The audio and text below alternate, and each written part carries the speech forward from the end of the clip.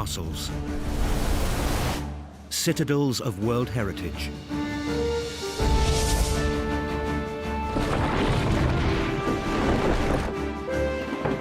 All over Europe, millions flock to see these masterpieces in stone. They are drawn by the astonishing scale of construction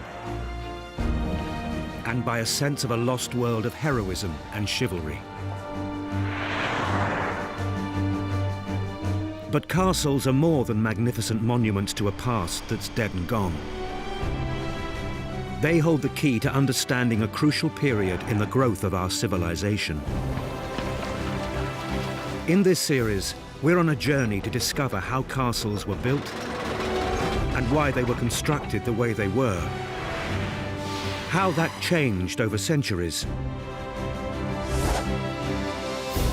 and why they still have a grip on our imagination today.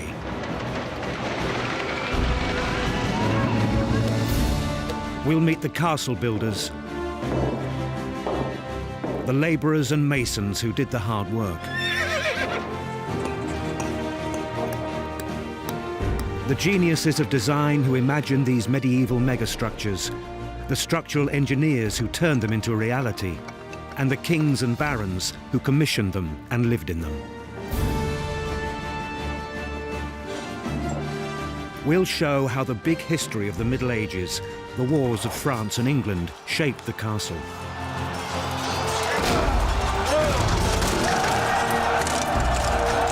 And how, in 1,000 bloody sieges and battles, the castle changed the course of that history. If you want to understand how the modern world was constructed, you need to understand the castle builders.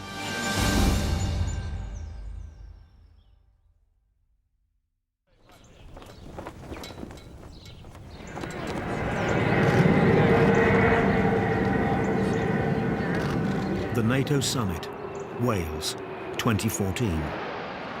The largest gathering of international leaders ever to take place in Britain.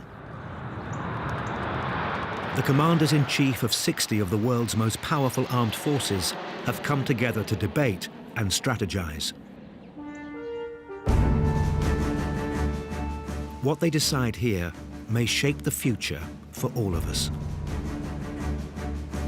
And, in a masterstroke of modern media management, they've come to pose for their official pre-dinner portrait in front of a castle, Cardiff Castle. Castles have always been symbols of military might and authority, but they're also strongly associated with noble ideals and gracious living. Even in this era of high-tech warfare, it's an image worth 1,000 headlines.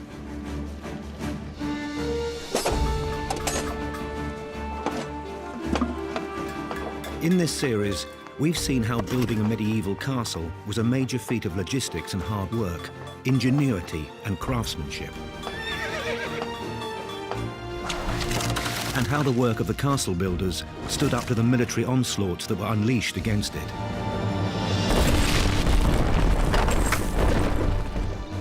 In this final episode, we'll see why the castle matters, and how its appeal has always rested on its dual purpose, as a fortress and a residence. A castle's primarily to defend a lord or a noble or a king, his family and his household, and also to command the territory of which he's the owner. It's a very difficult balancing act, creating a building that is at the same time homely and warlike. And I think that is what makes castles fascinating. Reconciling those apparently contradictory imperatives is what makes them such a delight for children and grown-up medieval historians. But as time went by, the balance between those functions shifted. The military effectiveness of castles began to decline as they became more and more vulnerable to the power of artillery. This is the story of that major change in the primary purpose of a castle. From fort to palace. It's a tale that will take us to France and to Germany, and into a new industrial age where the castle surprisingly gets a new lease of life. Across the centuries, castle builders became decorators and dreamers, cementing the place of their creations in the imaginations of everyone. The castle becomes a place of luxury, fantasy, and ceremony.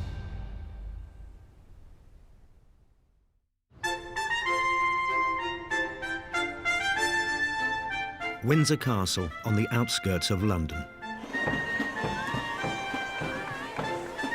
In terms of the ceremony that's conducted here, this may be the most celebrated castle of them all.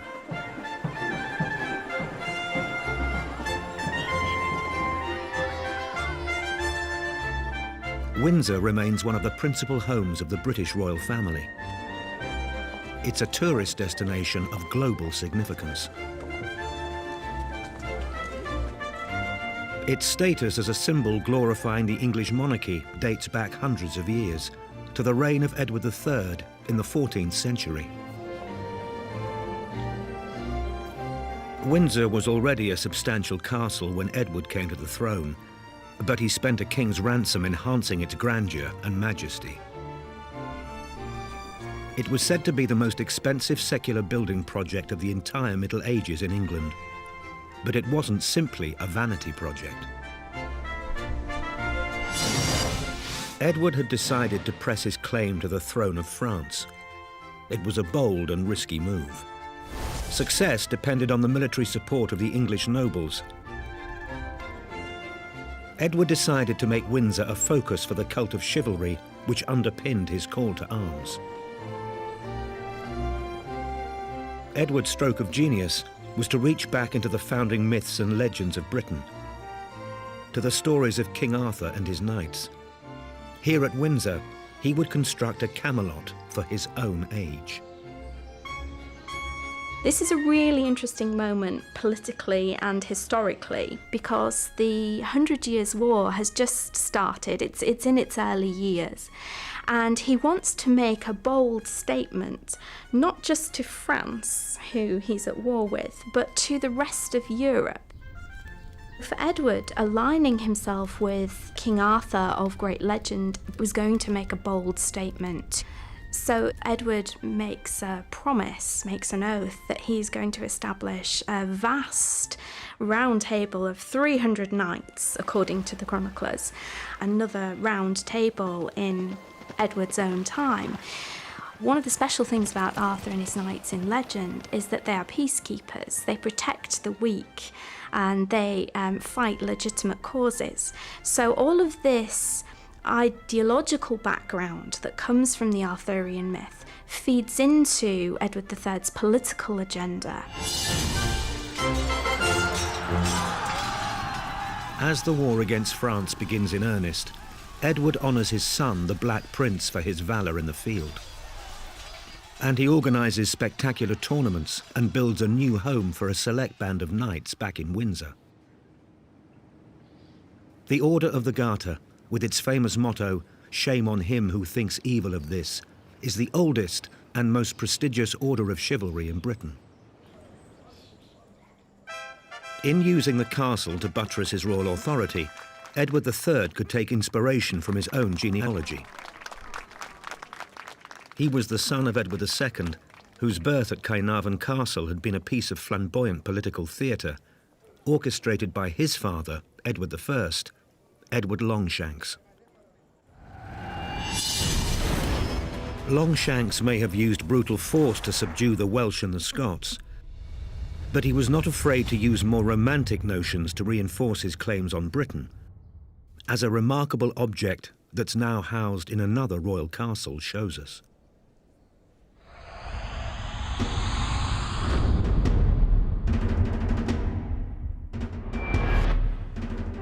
This is the Great Hall of Winchester Castle.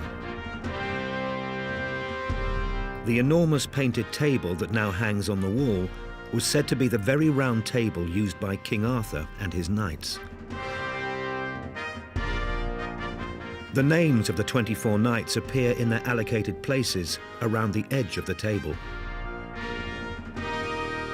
In fact, Scientific tests date the construction of the table to the reign of Edward Longshanks.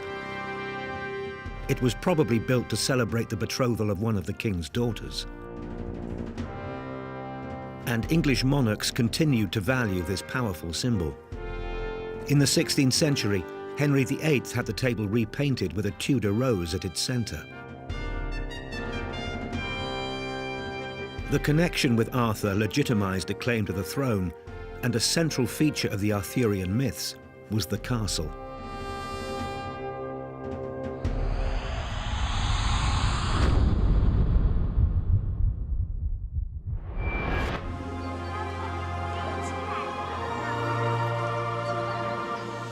Unlike Winchester or Windsor, Tregearig Castle in South Wales is off the beaten track. Few visitors come here. Indeed, few people know that it even exists.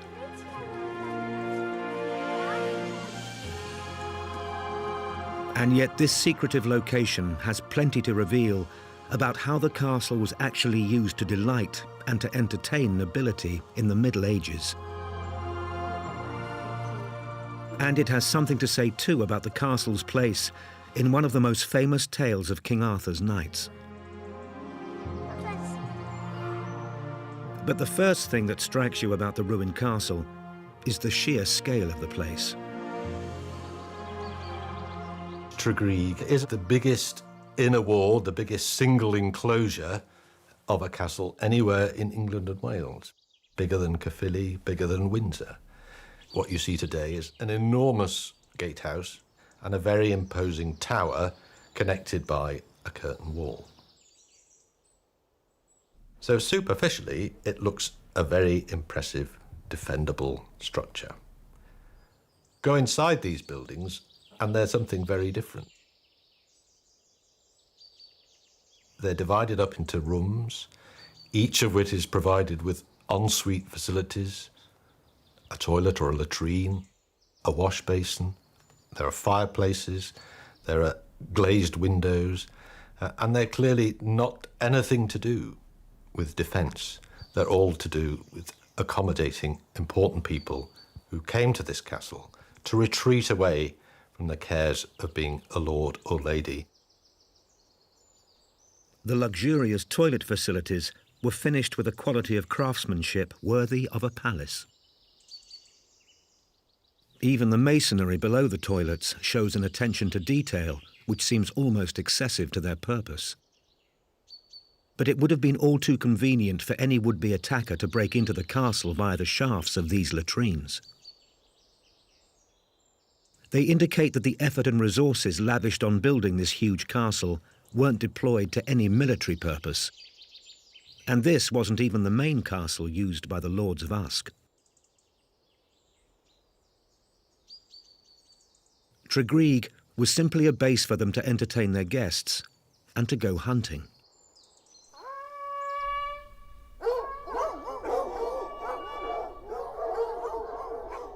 For the super-rich of the Middle Ages, the thrill of the chase was a serious business. Something that's very well evidenced in the art and the romantic literature of the times.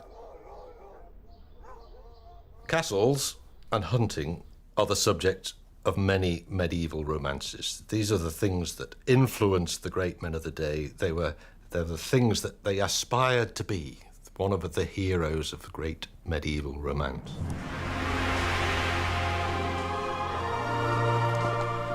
One of the best known is Sir Gawain and the Green Knight. And Sir Gawain sets out on a journey to find the Green Knight to honour his bargain. He enters a hunting park. He crosses an open area of ground known as a lawn in which deer would graze or be driven for the hunt. And he sees on a hill above him the most wonderful castle rising up through the trees. And when you read that passage and you approach Tregearig across its open area of ground, it is almost as if you're Sir Gawain and living the poem for real.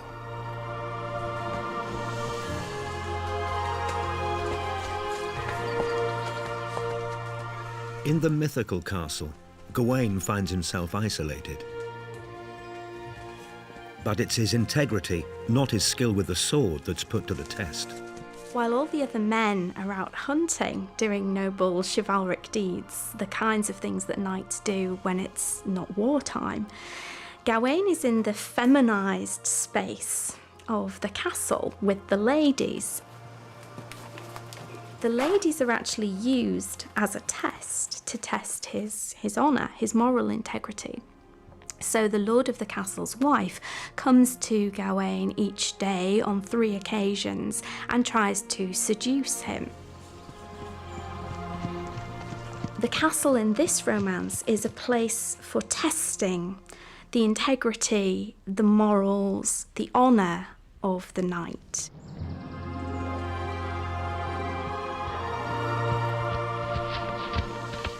In the story of Gawain, and in the real world of the Middle Ages, the castle is an arena where the battle of the sexes can be played out. And in this era of courtly love and chivalry, the gentler sex might often prove to be the stronger. There are special spaces in the castle reserved for women. The lady of the castle, for example, if she's in residence, would have her own rooms, which would be separate from those of the men. You also have this idea in medieval culture at large that one's own body can be like a castle. So we get an inverted notion in medieval festivities and in literary depictions of actually women defending castles. There is a wonderful idea of the castle of love, which features in many round table festivities, for example. You would have a pretend castle built up of paper and other materials that could easily be breached, but the women would defend it by throwing rose petals at the men, and it was meant to be a symbolic gesture of men having to woo ladies to overcome their defences, to be able to win them legitimately and honourably. And so this wonderful idea of the castle of love becomes important in this sense for women as well. The castle and the idea of romance. A perfect match that came together most famously in one special region of France.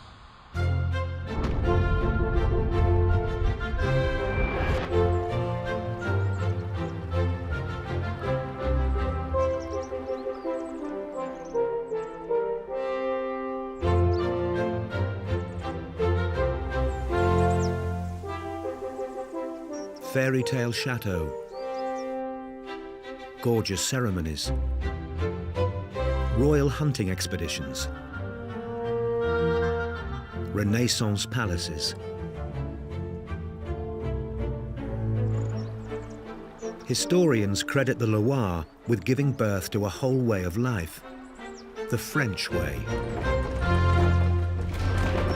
It all happened because of a military disaster, the Battle of Agincourt in 1415. Defeated and chased from Paris by the English, the French court took refuge on the banks of the Loire.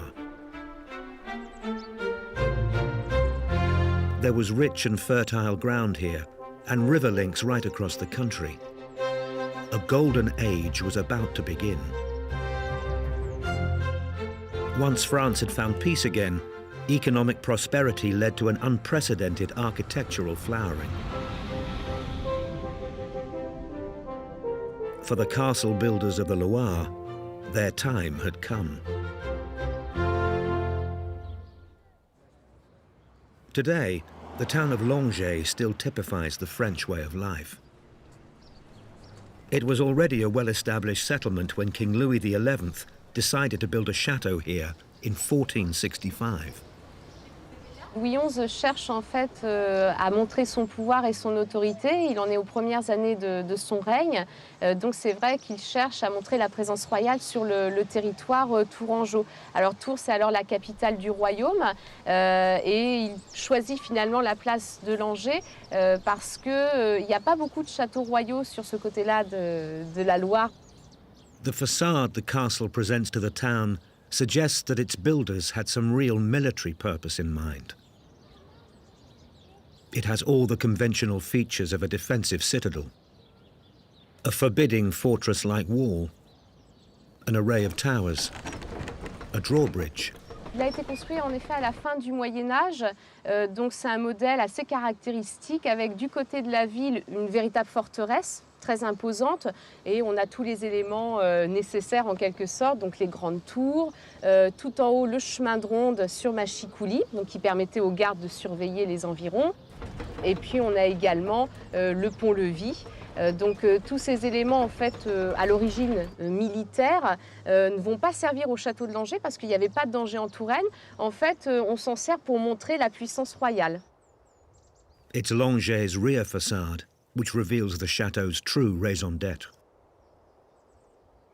This is no military bunker. It's a vast and opulent residence built to glorify the king's majesty. L'ensemble est très bien conçu, très bien distribué, donc ça a été vraiment conçu dès la base comme une résidence, et puis une résidence agréable puisqu'on a beaucoup de fenêtres. Donc là, on voit que ce n'est pas un château fort pour se protéger, on essaye d'avoir de la lumière dans les pièces et avoir des pièces agréables à vivre en fait. In 1491, just a quarter of a century after it was built, Langeais witnessed one of the most significant weddings in French history. The bride was just 14 years old, but she was already married. She was Anne, Duchess of an independent Brittany. To try to protect that independence against the kings of France, Anne had entered into a marriage by proxy with Maximilian of Austria. But this alliance with the faraway Habsburgs had failed to deliver. France invaded Brittany. Anne was left with little choice. She had to ask the Pope to annul her first marriage, and she had to marry Charles VIII of France instead.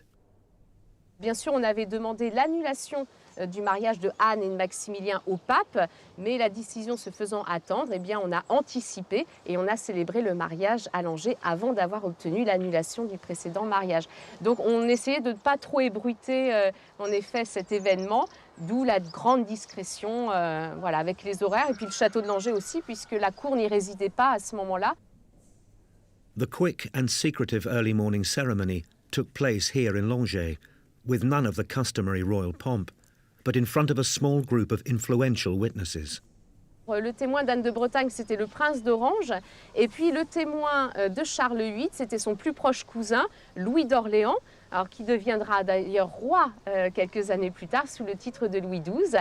Et puis, bien sûr, le chancelier de France, un des grands personnages du royaume, était présent également à ce mariage. Et donc, on a signé le contrat de mariage qui était un véritable programme politique, en fait.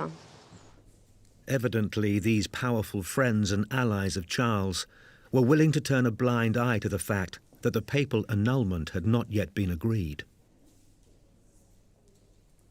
Charles and Anne were joined in matrimony, and Brittany was united with the Kingdom of France.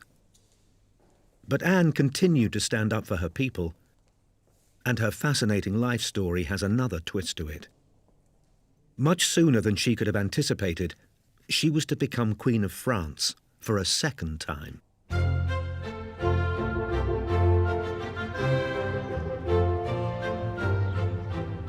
The celebrations marking Anne's second marriage to a French king also took place in the Loire.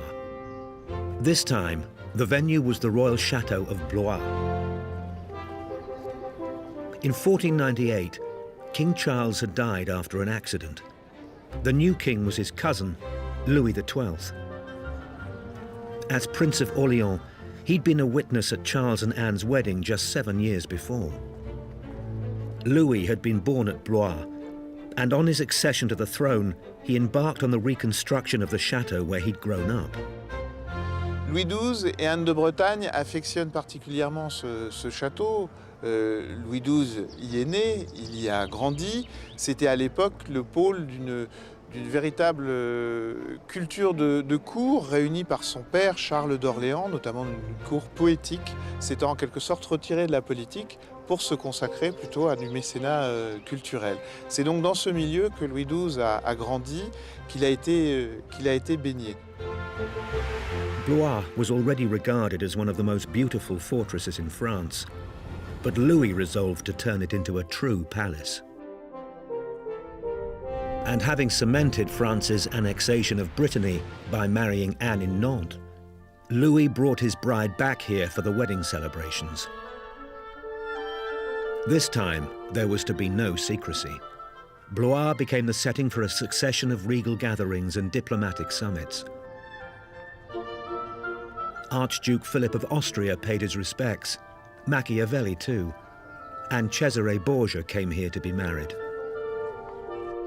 At Blois, Anne and Louis presided over a court of dazzling ceremonial and cultural distinction. The chateau's central courtyard is a panorama of French architectural history. There's the great Gothic hall, which dates from the Middle Ages. From the 16th century on, it received the official representatives from every part of France, the Estates General. Alors, la salle des États généraux fait partie en effet des salles les plus exceptionnelles du château.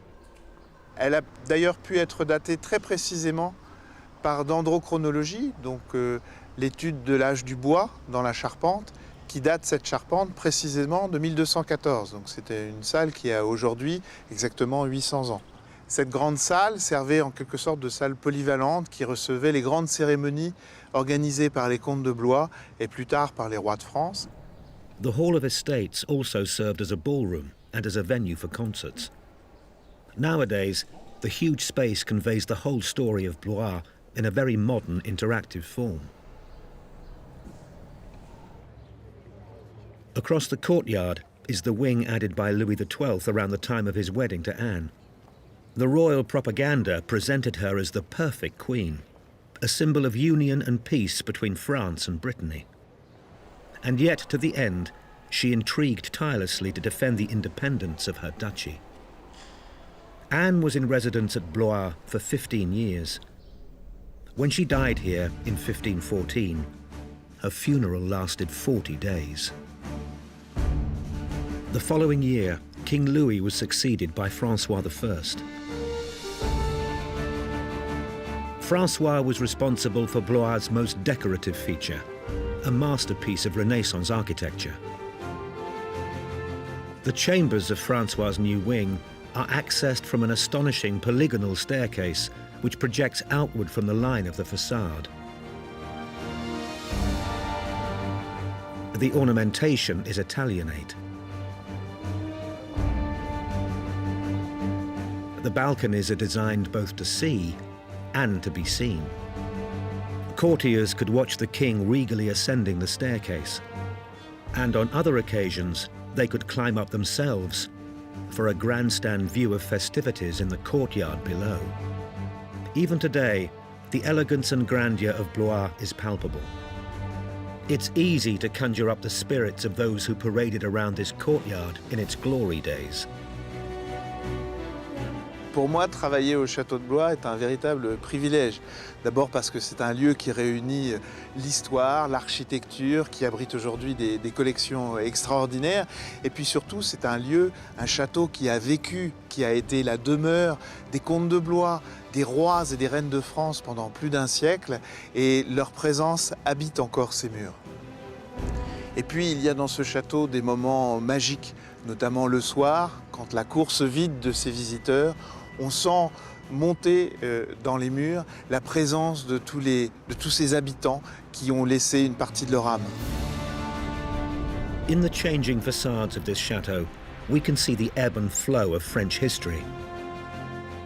The rise and fall of dynastic hopes and territorial ambitions. But if the story of Blois is one of adaptation and renewal, another of Europe's most famous castles is home to a quite remarkable continuity across the centuries.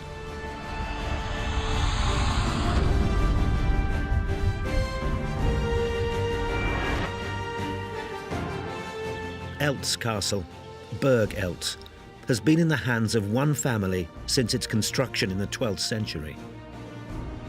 Unlike so many German castles, it was unscathed by the wars of the Middle Ages. The present Count, Dr. Karl Graf zu Eltz, represents the 33rd generation of the family to have charge of the castle. The castle stands guard over the Eltzbach River, a tributary of the Moselle and a historically important trading route to the fertile Mayfeld, the breadbasket of the region. The entire foundations of the castle stand on top of a narrow column of natural rock which rises 70 meters from the riverbed below. With so little lateral floor space to work with, the castle builders here looked upwards. Burg Eltz is 8 stories tall. Its towers soar up to 40 meters above the rock, and its timber frame structures and fairy tale turrets make it the perfect picture book castle. The accommodation is comprised of 3 interlinking houses. It's a Gannebenberg, a castle belonging to a community of joint heirs. From the early Middle Ages, 3 branches of the same family shared ownership here. They gave their names to the 3 separate living spaces, the Rubenach, Rodendorf and Kempenich houses. Recent scientific tests on the timber have revealed that many of the rooms here date back to the castle's earliest history. Die neuesten Untersuchungen haben uns nur positive Ergebnisse gebracht. Burg Eltz ist fast überall wesentlich älter, als wir es glaubten. Das kleine Rodendorfer Haus ist nicht aus dem Jahre 1560, wie wir anhand eines Fenstersatzes glaubten, sondern aus dem Jahr 1290. Dieses Haus ist nicht 1400, in dem wir drin sitzen, das kleine Kempenicher, sondern es ist 1290. Und das große, schöne Rübenacher Haus ist nicht 1470, wie die Wandmalereien sagen, sondern 1311. Burg Eltz ist älter geworden, die Geschichte muss neu geschrieben werden. Burg Eltz has been called the Knight's Castle par excellence, and it boasts a splendid Knight's Hall. This was where the 3 family branches gathered for festivities, to talk about family business and to resolve family disputes. Above the doorway, the rose of silence reminds everyone that what's said here should go no further. And the jester's head symbolizes freedom of speech within the hall.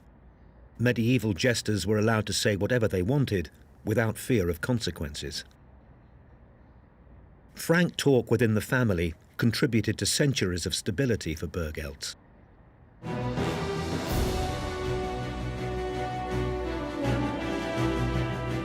The durability of the castle builders' work here is remarkable.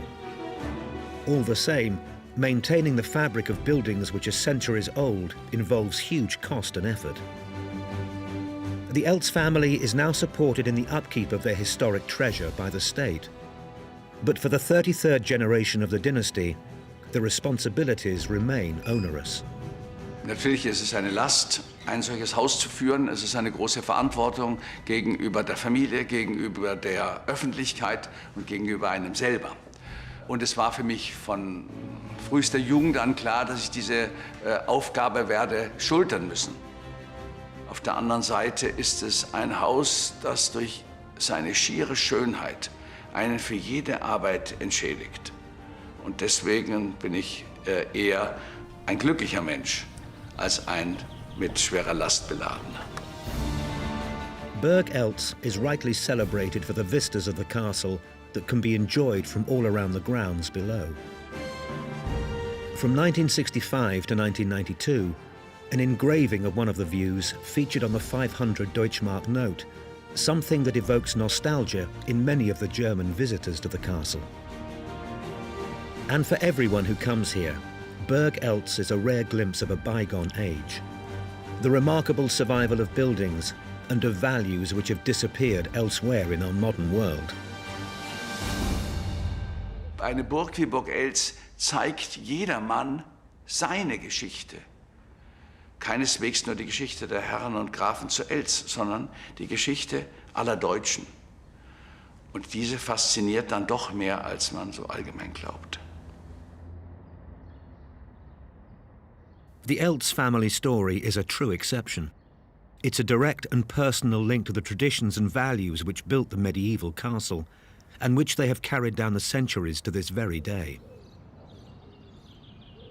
But of course, the mainstream of history was flowing in a very different direction.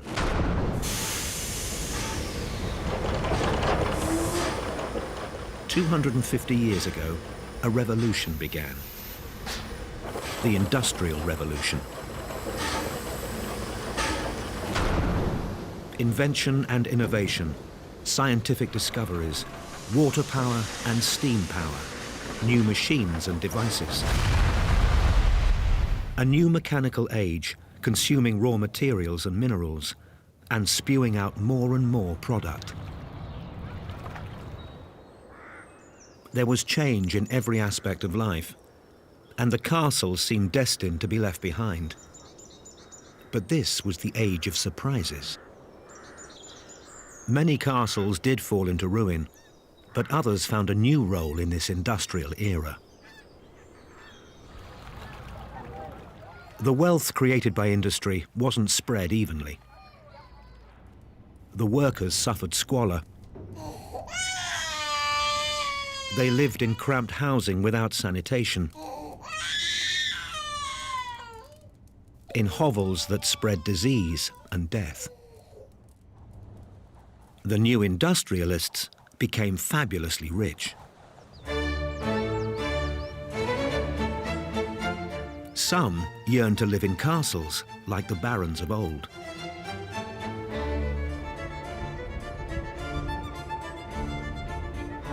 And the old aristocracy realized the value of the mineral rights on their vast estates.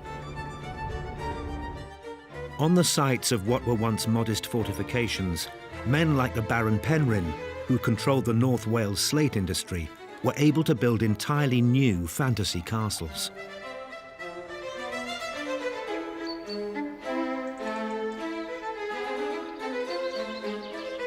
Here they could display their wealth and entertain their guests in lavish style.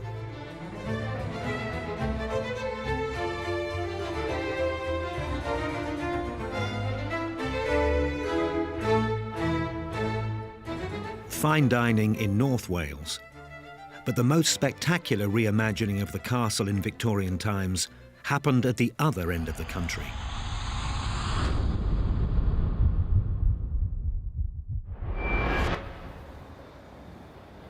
The Romans built a stone fort in Cardiff, and the castle keep here dates from the Norman invasion. But the castle we see today is largely a byproduct of the black diamond, coal. In the late 19th century, Cardiff grew exponentially to become the world's largest coal port. The docks had been developed by the second Marquis of Bute, whose family had acquired large estates in South Wales by marriage and who'd begun to rebuild the ancient castle in Cardiff. The Bute's fortunes were further enhanced on the floor of Cardiff's coal exchange. Here, contracts to ship out vast quantities of Welsh steam coal were agreed. Legend has it that it's where the world's first £1 million cheque was written.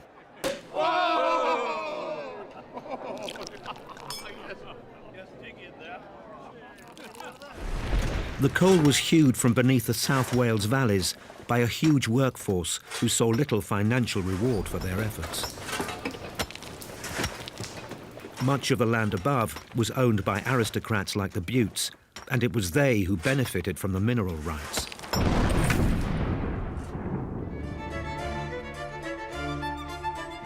When John Patrick Crichton Stewart succeeded as the third Marquis of Bute, he decided to lavish some of his great good fortune on the restoration of Cardiff Castle.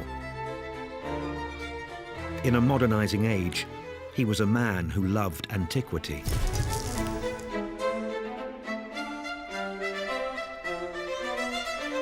Bute dressed his industrial wealth in clothes of medieval splendour. His dreams were dreams of the castles of old, of romance, of knights and their ladies. He and his architect William Burgess made an exquisite new version of the past. It shines in all its medieval glory, in the heart of the world's capital of coal.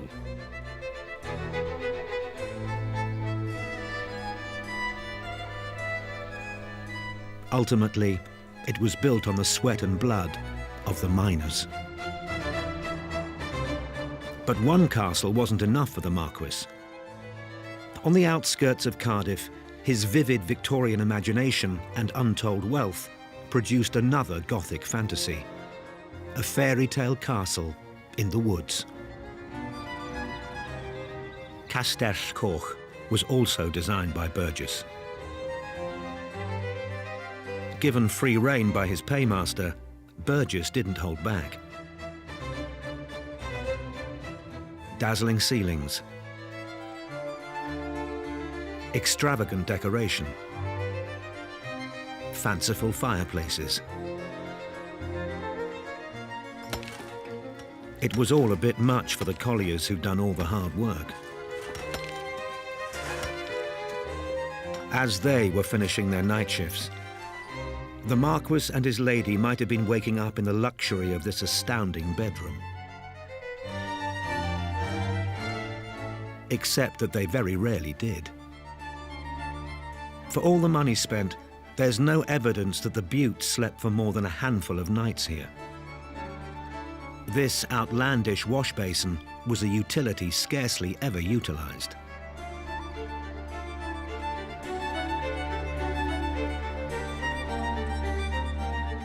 Today, both of Bute's castles are in public hands, and Cardiff's appeal as a tourist destination stands squarely on the enduring magic of the castle that Burgess restored. It's a palace of wonders, and now a gilded stage for global diplomacy. Where the Butes once feasted, world leaders now sit down together. Our story has come full circle. Once again, the castle is the seat of military might and regal hospitality. In this series, we've seen the castle develop across the centuries. From the early days of the Motte Bailey and the square stone keeps of the Normans, the castle builders were constantly looking to innovate. By combining numerous round towers in one unbroken defensive line, Richard the Lionheart found a way to strengthen the castle's design in Normandy's magnificent Château Gaillard.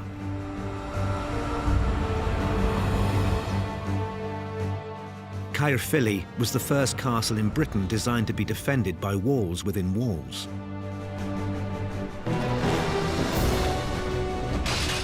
It took protective strategy to a whole new level, in which there were multiple layers of fortification.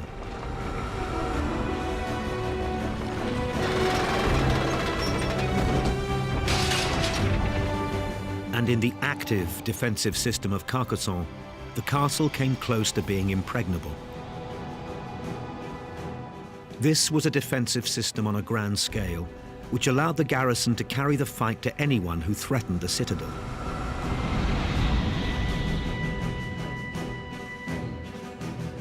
It was said to be untakeable, the perfect castle.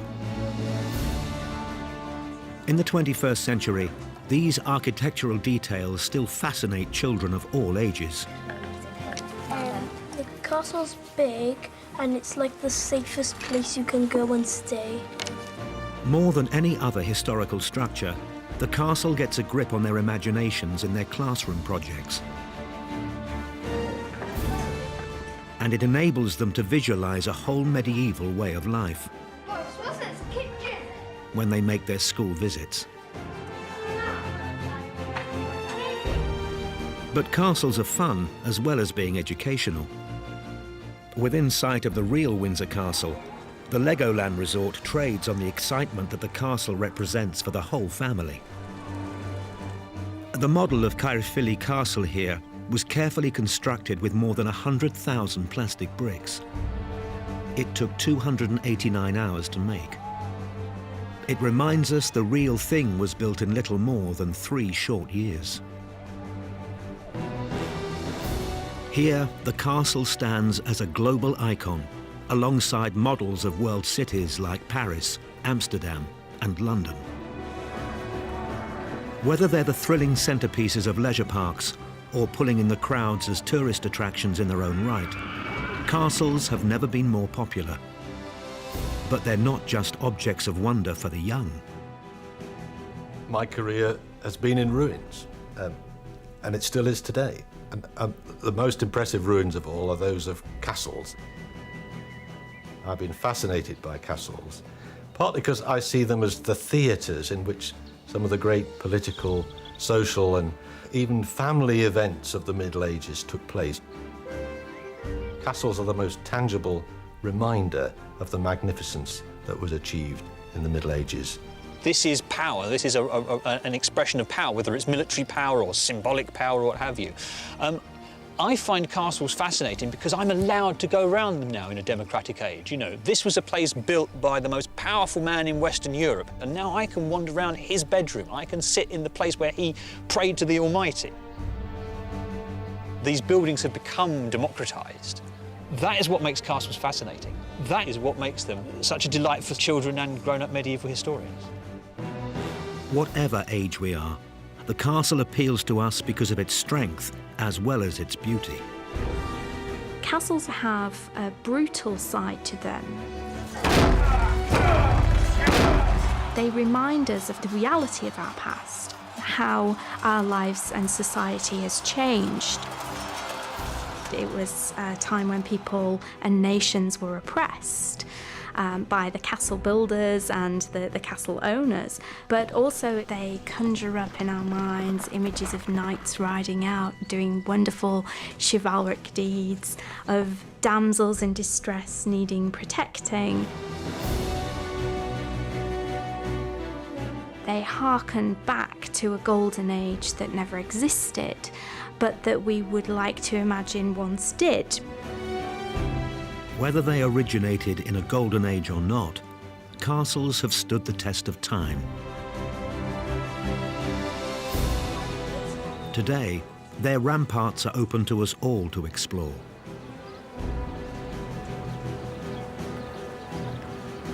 And the more we learn about them, the more we're drawn to investigate further.